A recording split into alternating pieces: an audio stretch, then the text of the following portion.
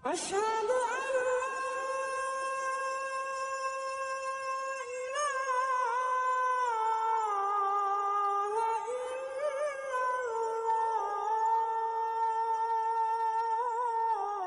Memperkokoh Ahlus Sunnah, menangkal Khawarij. Maksudnya siapa itu?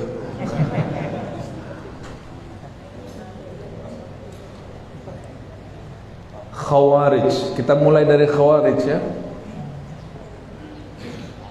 Khawarij secara bahasa berarti kelompok kharijah yang keluar dari kebenaran. Imam Asy-Syahrastani mengatakan kullu man kharajat an imamatin sahihah.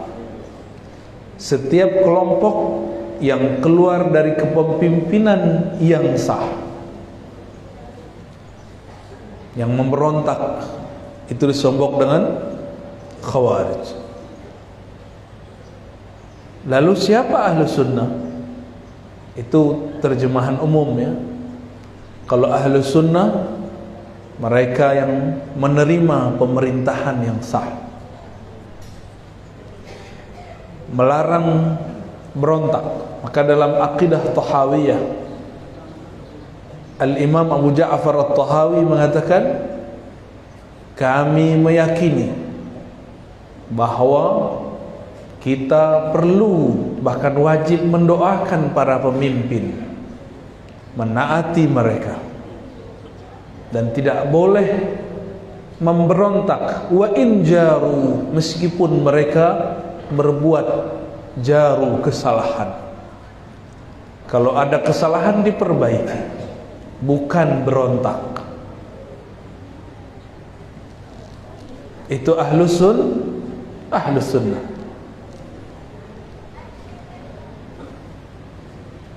Kenapa Khawarij ini memfatwakan berontak?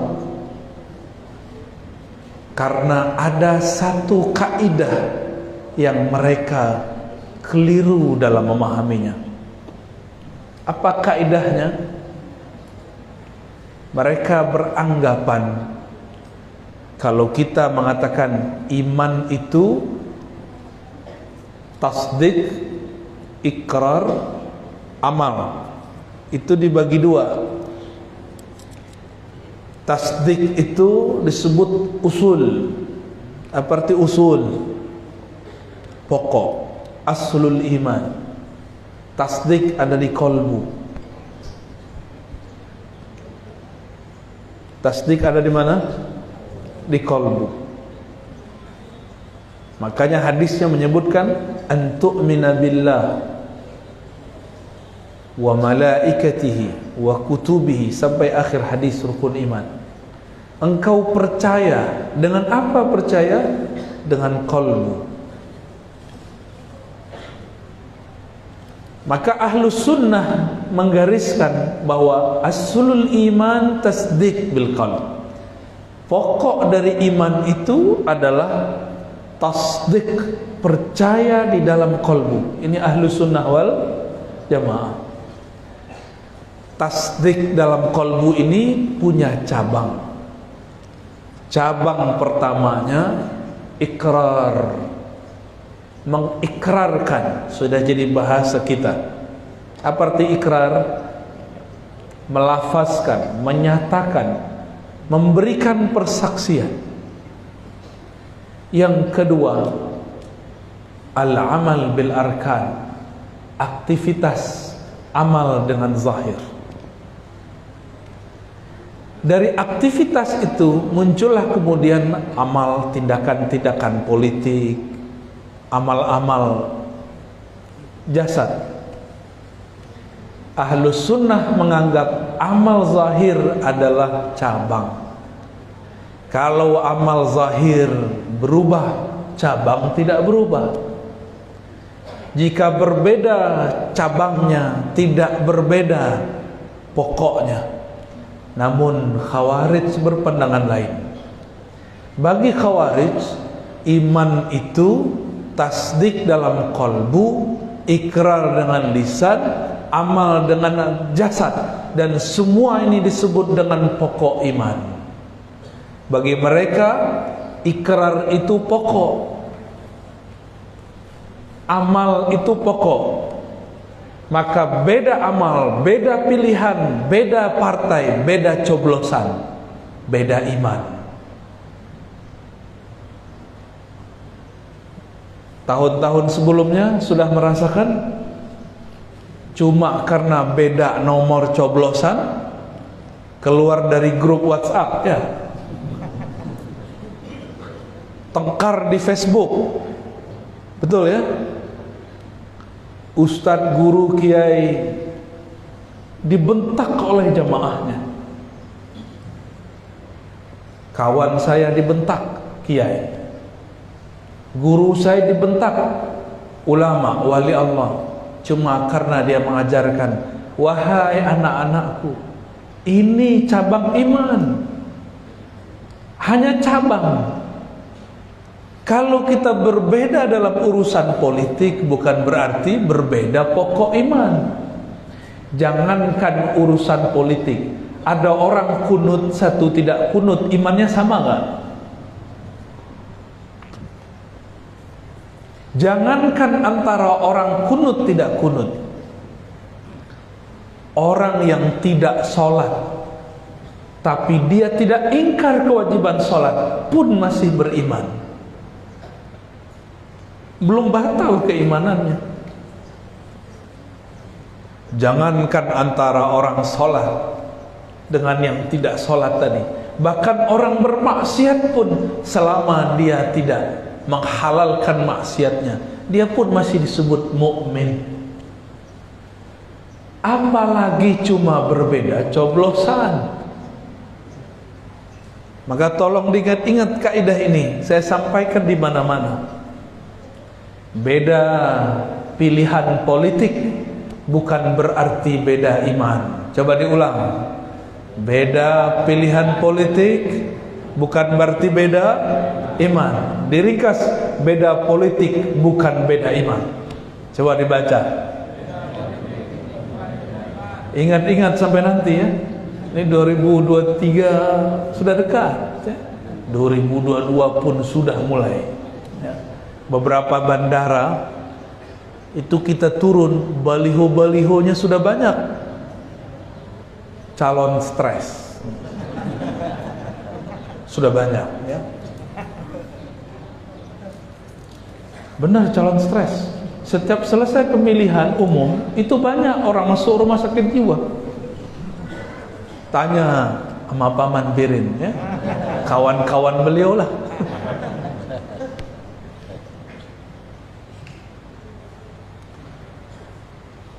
Kelompok Khawarij beda politik, beda iman. Meskipun berkunut, meskipun belajar sifat 20, meskipun kadang-kadang baca Ratibul Haddad, Ratibul Attas, tapi cuma karena beda politik kita dibentak. Ini ciri-ciri kelompok sudah keracunan Khawarij. Oh, sini ahli sunnah, saya berkunut. Itu fikih kamu yang kunut, tapi fikih siasahmu belum ahli sunnah. Malam tadi guru Wildan mengijazahkan sanad zikir. Itu silsilah ke atasnya berasal daripada Imam Abu Hamid Al-Ghazali. Imam Ghazali mengambil dari Abul Ma'ali Al-Juwaini. Abul Ma'ali Al-Juwaini ini beliau punya kitab judulnya Al-Ghiyas atau Ghiyasul Umam. Apa kata beliau dalam kitab itu? Jika dalam ibadah kita boleh berbeda, satu kunut, satu tidak kunut, satu jahar basmalah, satu tidak jahar basmalah, apalagi dalam pilihan sikap politik. Maka berbeda dalam politik tentu lebih boleh. Maka kami berharap jamaah yang mengatakan dirinya ahlus sunnah tolong pegang-pegang kalimat ini, kalimat yang tadi kita baca. Beda politik bukan berarti beda iman, ya. Nikmati saja. Dahulu di zaman Sayyidina Ali karramallahu wajhah, orang yang sangat alim, Madinatul Ilm Rasulullah, beliaulah pintunya. Kalau beliau pintunya, tiadalah pintu itu kecuali ilmu lewat melewatinya. Maka tiada maklumat dari baginda Rasulullah sallallahu alaihi wasallam kecuali melewati lisan Sayyidina Ali. Sayyidina Ali,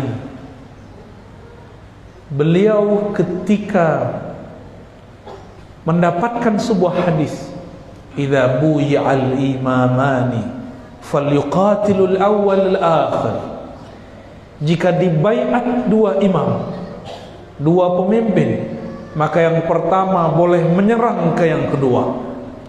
Beliau amalkan hadis ini, maka beliau seranglah sahabatnya Muawiyah, karena Muawiyah juga membaiat dirinya jadi khalifah. Terjadilah perang di suatu padang yang luas bernama Siffin.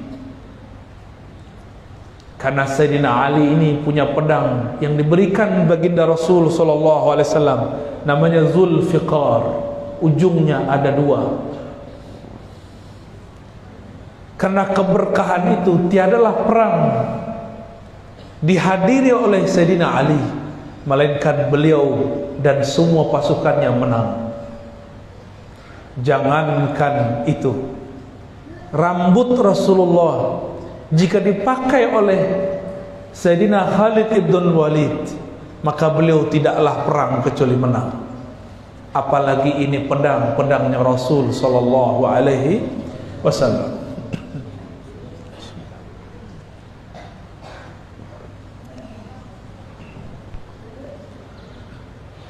Namun Sayyidina Ali punya kisah. Di tahun ke-6 Hijriah, ini perang terjadi sekitar tahun 40 Hijriah atau sebelumnya. Di tahun 6 Hijriah, sekitar 34 tahun sebelum perang Siffin, Sayyidina Ali menulis perjanjian Hudaybiyah. Nabi, para sahabat sudah sampai di bukit Hudaybiyah. 10 sampai 15 kilo lagi sudah sampai di Mekah. Ternyata kafir Quraisy menahan Nabi Muhammad sallallahu alaihi wasallam. Tidak boleh masuk kepada Mekah. Lalu diusir, dibuatlah MOU, tidak boleh masuk Mekah. Akhirnya Nabi terima. Ditulislah di situ Muhammad Rasulullah. Apa kata kafir Quraisy? Kalau engkau Rasul Allah, kami tidak akan larang engkau. Tulislah Muhammad bin Abdullah. Apa kata Nabi sallallahu alaihi wasallam kepada baginda, kepada Sayyidina Ali? Ya Ali, hapuslah lafaz Rasulullah. Sayyidina Ali coba menghapus, tangannya gemetar karena ada lafaz Allah dan Rasul. Dia coba lagi, getar. Dia cari, akhirnya tidak sanggup. Dia katakan, wahai Rasulullah, saya tidak sanggup. Sayyidina Ali tidak sanggup untuk menghapus hatta cuma tulisan Allah, Rasulullah. Akhirnya Nabi bertanya, tunjukkan kepadaku mana lafaznya. Maka Sayyidina Ali tunjukkan. Beliau kemudian hapus dengan air ludahnya sendiri. Beliau mengalah. Ternyata bagi Rasulullah sallallahu alaihi wasallam, menang bukan berarti kita selalu dapatkan. Menang bukan berarti selalu kita peroleh. Orang benar mungkin ngalah dulu baru menang. Akhirnya Sayyidina Ali pun lega, yang menghapus Rasulullah sendiri. Peristiwa ini diingat-ingat oleh Muawiyah. Muawiyah hadir saat itu belum muslim. 2 tahun setelahnya dia masuk Islam. Tapi dalam bab politik ini dia ingat, ketika Sayyidina Ali di tahun ke-40 itu mengalahkan pasukan Muawiyah. Muawiyah sudah terjepit. Muawiyah teringat ada mushaf Sayyidina Utsman yang juga menantu Rasulullah sallallahu alaihi wasallam. Maka dia ikat mushaf pada tombak, dia naikkan ke atas. Sayyidina Ali melihat ada tombak, di situ ada mushaf. Beliau dulu meridhai mushaf itu, dan dalam mushaf itu ada nama Rasulullah, ada nama Allah. Maka beliau mengatakan, mundur. Maka mundurlah semua sahabat-sahabat dan pasukan-pasukan Sayyidina Ali. Di saat itulah pecah pasukan Sayyidina Ali. Hati-hati para ulama, hati-hati para umara. Orang yang cinta kita saat ini belum tentu dia cinta, benar-benar cinta. Selevel Sayyidina Ali. Ada yang cuma cinta, dicintai karena nafsunya orang yang mencintai. Apa kata sekelompok orang? Hai, ada apa dengan Ali? Enggak ada lagi kalimat Amirul Mukminin.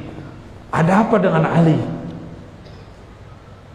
Kita sudah mau menang, dia kok mundur? Malah dia kemudian menerima hukum diplomasi. Sayyidina Ali kirim Abu Musa al-Asy'ari, Muawiyah kirim Abdullah bin Amr bin al-As. Terjadilah di situ diplomasi. Kata Ibn al-As, wahai Abu Musa, sampaikanlah apa yang hendak kau sampaikan. Abu Musa sangat polos, meskipun dia lebih senior. Apa kata beliau? Untuk ketenangan umat, saya nyatakan Ali karamallahu wajhah mundur dari khalifahan. Ibn al-As senyum, dia balik. Dengan ini saya nyatakan Muawiyah naik jadi khalifah. Yang dipikirkan oleh Abu Musa, Muawiyah juga mundur. Tapi ternyata Ibn al-As punya taktik diplomasi yang dia pelajari dari orang Rum dan Persia. Walhasil kagetlah semua orang. Disitulah pecah kelompok Sayyidina Ali. Apa kata mereka? Kafara Ali. Ali telah kafir karena dia berhukum dengan hukum selain Allah. Dia berhukum dengan hukum diplomasi. Dia berhukum dengan hukum Ibn al-As, Abu Musa al-Asy'ari. Dia tidak berhukum dengan hukum Allah. Wa man lam yahkum bima anzalallah fa ulaika humul kafirun. Mereka pakai ayatnya benar. Siapa yang tidak berhukum dengan hukum Allah kafir. Ayatnya benar, pemahaman mereka tidak benar. Mereka mengkafirkan Sayyidina Ali. Sayyidina Ali dikafirkan karena pilihan sikap politik. Mau ulangi kejadian ini? Saya tidak kaget nanti guru-guru kita ini akan dikafirkan umat cuma karena dia beda pilihan politik dengan sebagian umat. Nanti mereka punya kategori ulama akhirat, ulama su, ulama Allah, ulama dunia. Bagi mereka ulama dunia itu yang beda politik dengan dia. Nanti sudah mulai muncul. Jangan sampai. Jangan sampai.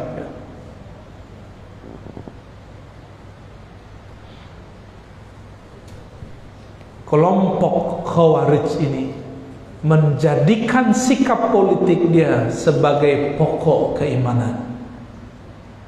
Inilah kesesatan Al-Khawarij. Kesesatan apa? Dulu saya kira yang jadi khawarij cuma orang yang pakai tauhid uluhiyah rububiyah, lalu tauhid hukmiyah mulkiyah. 3 tauhid. Yang nomor 3 mereka katakan tauhid politik. Ternyata sekarang racun ini masuk kepada orang yang belajar sifat 20. Racun ini masuk kepada orang yang bermazhab fiqih, masuk kepada orang yang katanya berakidah Asy'ariyah Maturidiyah, masuk kepada orang yang berthariqah, katanya Naqsyabandi, katanya Samani, katanya Ba'lawi, katanya Khalwati, katanya Syazili, tapi mengkafirkan gurunya atau menganggap sesat orang yang berbeda faham politik dengannya. Kalau ada ini terjadi, baik pada kiai, baik pada umat, berarti sudah kesusupan khawarij. Dan sudah terjadi, ya, sudah terjadi. Kita berdoa semoga di tahun-tahun ke depan ini tidak terjadi kembali. Kalaupun terjadi, semoga tidak separah sebelum-sebelumnya. Dulu saya ini suka takbir, Pak, suka zikir. Karena saya mengajarkan seperti barusan, saya dibentak oleh orang yang ada di luar. Apa kata dia? Allahu Akbar. Keluar kau. Saya takbirkan ulang. Ya. Sini kau. Takbir depan saya. Gak berani dia takbir depan saya. Lebih kenceng takbir kita. Nabi SAW mengatakan, nanti tentara Imam Mahdi menaklukkan Rum cuma dengan takbir. Berarti takbir yang mana itu? Bukan takbir sembarangan itu. Itu takbir orang-orang yang selain Allah sudah dia nafikan, selain Allah sudah dia tiadakan, maka dia takut lagi kepada siapapun. La yakhafuna laumata laim. Tiadalah dia takut kepada hujatan orang yang menghujat. Jamaah hadirin hadirat yang mulakan Allah. Jadi untuk menangkal khawarij harus faham kaidah Ahlus Sunnah, lalu tahu bedanya dengan khawarij. Hasil diskusi saya dengan beberapa peneliti, betul 90% lebih orang-orang khawarij yang tertangkap di negeri ini itu mereka akidahnya pakai tri tauhid. Apa tri tauhid? Mereka meyakini uluhiyah, rububiyah, asma wa sifat atau diganti dengan hukmiyah, mulkiyah. Ya. Ada peneliti yang meneliti dari lapas ke lapas, tahanan ke tahanan. Lalu saya juga tanya kepada orang yang menangkap, apa akidah orang yang engkau tangkap? Mereka mengatakan 90% lebih akidahnya 3 tauhid. Dengan 3 tauhid itulah mereka membid'ahkan maulid. Dengan 3 tauhid itulah mereka mengatakan belajar sifat 20 itu sesat. Dengan 3 tauhid itulah mereka mengatakan pendahulu-pendahulu kita itu orang sesat. Negeri Banjar ini yang sangat masyhur dengan Syekh Muhammad Arsyad Al-Banjari, Datuk Kalampayan. Beliau mengambil akidahnya ke Makkah dan Madinah. Di sana beliau belajar akidah Ahlus Sunnah wal Jamaah yang kita sebut Asy'ariyah Maturidiyah, yang masyhur di kelafaz dalam lisan umat dengan sifat 20. Ada kitab beliau judulnya Usuluddin, benar nggak? Apa lagi? Sabilul Muttaqin apa Sabilul Muhtadin. Ada dua tentang fikih dan tentang akidah. Coba dibuka isinya tentang sifat 20. Akidah Imam Abul Hasan Al-Asy'ari. Sekarang mereka mau ganti itu, mau nggak? Antum mau nggak itu diganti? Mereka bilang belajar sifat 20 sesat. Ridho nggak? Mau nggak itu diganti? Ya, ini nggak semangat ini. Kayaknya mau diganti ini kayaknya. Maka jika ada pesantren, tolong jangan diganti akidahnya. Pesantren sekarang sudah ganti akidahnya. Yang dipakai kitabnya Saleh Fauzan, kitab tauhidnya Saleh Fauzan. Tolong diganti lagi para kiai. Bukan saya menggurui. Siapa yang mengganti itu telah berkhianat kepada yang mengawal, yang mengajarkan Ahlus Sunnah di negeri ini dulu.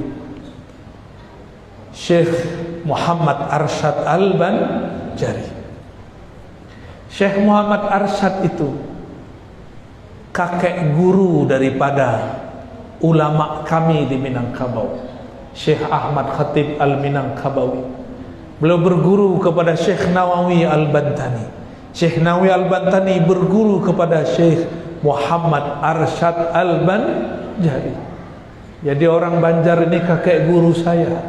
Ya, saya tidak ridho kalau di sini akidahnya diganti. Ya, bisa putus nanti sanad ilmunya, bisa hilang nanti madatnya, keberkahannya.